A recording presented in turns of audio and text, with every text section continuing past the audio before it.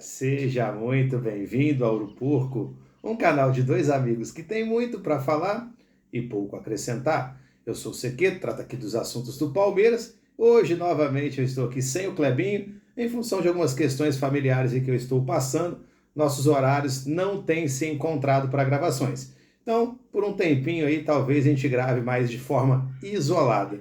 Era para esse safado ter gravado o vídeo ontem, mas também, infelizmente, por algumas outras questões, ele não conseguiu gravar o vídeo longo, mas ele fez ali um vídeo curtinho, falando ali, né, do Flamengo e, quem sabe, de uma tal de Flamengada. Eu não quero nem ouvir falar de Parmeirada, então não vou tocar nesse assunto, mas confere lá o vídeo curto do Clebinho, bastante apocalíptico, né? Inclusive ele foi cornetado aqui pela nossa audiência, dizendo que ele já tinha gravado o vídeo contando com os 3 pontos e teve que refazer tudo. Por isso, ele acabou não soltando o vídeo. Isso é mentira, tá, gente?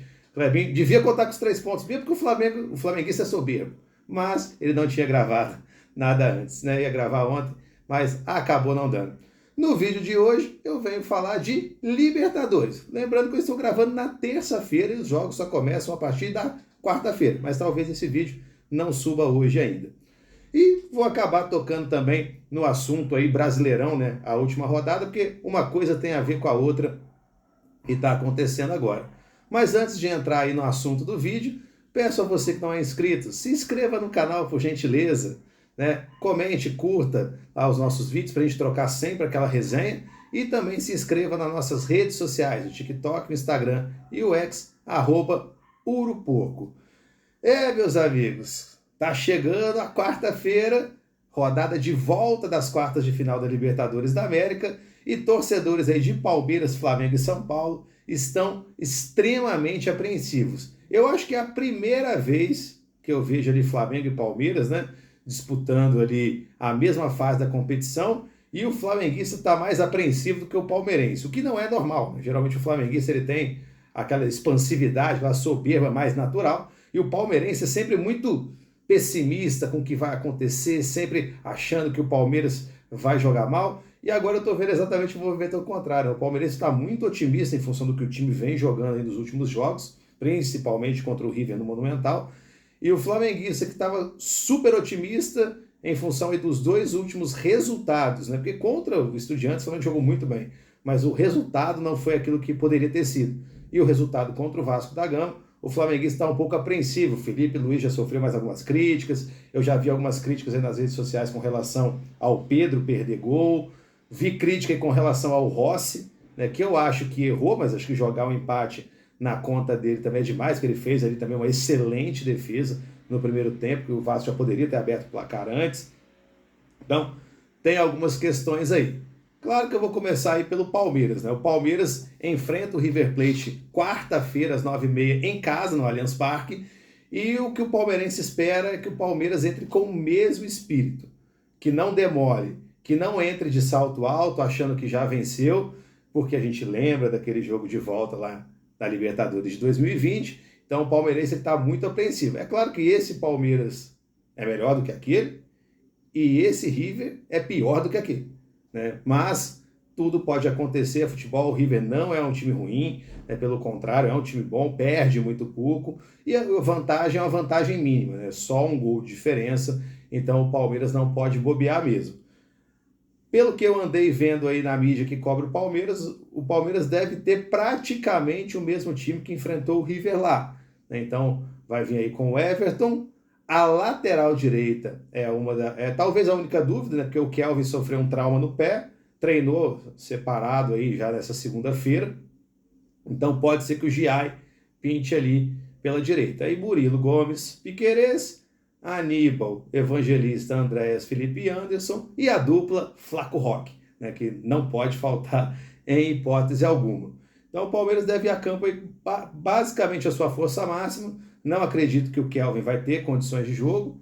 E mesmo se tiver, talvez se não tiver ali 100%, acho que o Abel vai preferir o Giai, porque tende a ser um jogo intenso, tende a ser um jogo catimbado.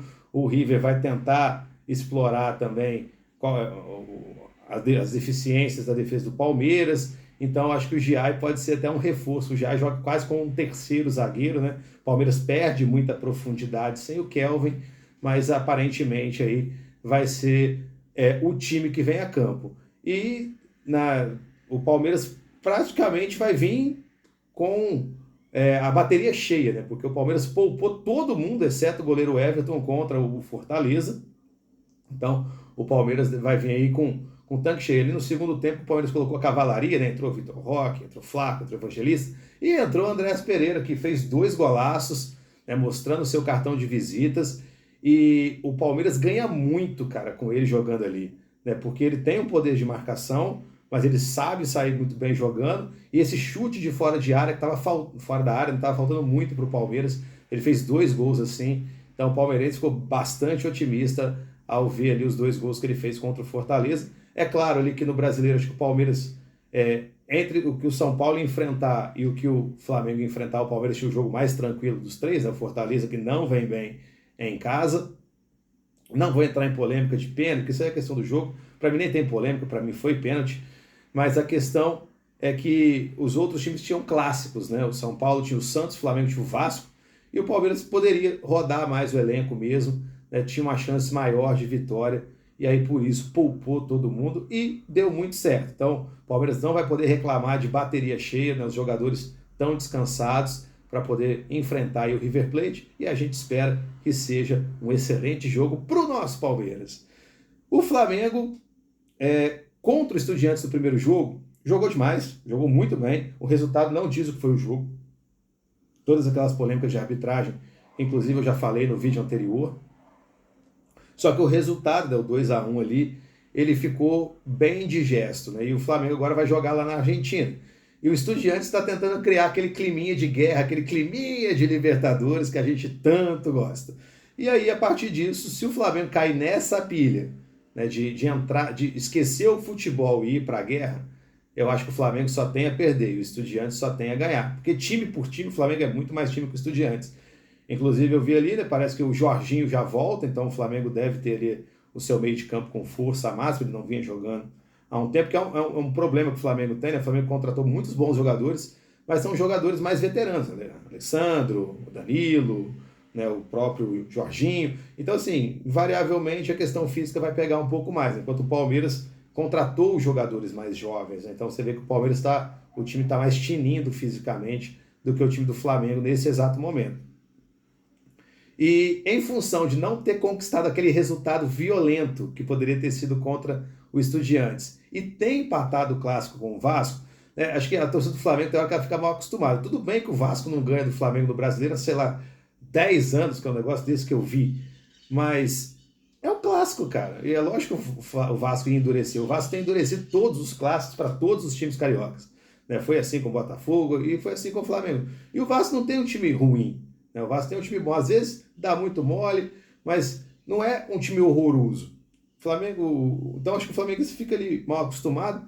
E o Vasco jogou, acho que o Flamengo teve mais chances, mas o Vasco também poderia ter vencido. O clássico tem dessas, né? Se você não mata o adversário às vezes ele retorna. E o Vasco teve ali as suas chances, né? O menino Ryan, que está acostumado a jogar com o Flamengo, cria da base do Vasco. Então, né, quando você vem ali da base, você tem um sabor a mais para jogar esses jogos. Mas você já viu uma contestação ali, principalmente nas redes sociais. Isso não quer dizer que vai chegar no estádio, mas nas redes sociais você já vê ali o que o Mauro César apelidou de Flamimimi, né? Que já começa a fazer críticas. E se o Flamengo, se a flamengada que o Clevinho se referiu ali vier mesmo, você vai ter com toda certeza um movimento pedindo a cabeça do Felipe Luiz. Isso é certeza. Não quer dizer que o Flamengo vai ceder a pressão, acho que nem acho que deva, né? Como torcedor do Palmeiras, eu quero que o Flamengo se ferre. Mas assim, analisando a questão futebolística, não faz o menor sentido, né, demitir o Felipe Luiz mesmo em caso de um insucesso. Mas eu não acredito, acho que o Flamengo é bem favorito nesse jogo, e se o Flamengo não entrar no clima de guerra e tendo a volta do Jorginho, que é excelente meio de campo, o cara foi um dos melhores do mundo aí em anos anteriores, então é um baita jogador e muito experiente, então o Flamengo tem muito a ganhar se não entrar nesse clima de guerra que o Estudiantes está propondo. Teve ali a questão do Plata, né, que deu um temperinho, o Flamengo conseguiu a anulação do cartão, então ele está apto a jogar, só que a Conmebol demorou a se manifestar publicamente, né? Então lá na Argentina, os jornalistas estavam especulando que o Estudiantes já preparava uma ação caso o Plata jogasse. Mas agora com a manifestação da Conmebol, não há o que fazer, né? Não sei se o Plata vai ser titular ou não. Como o Flamengo tem todo mundo à disposição ali na frente, pode ser que opte por mudanças. Mas a tendência é que ele joga praticamente todas, né?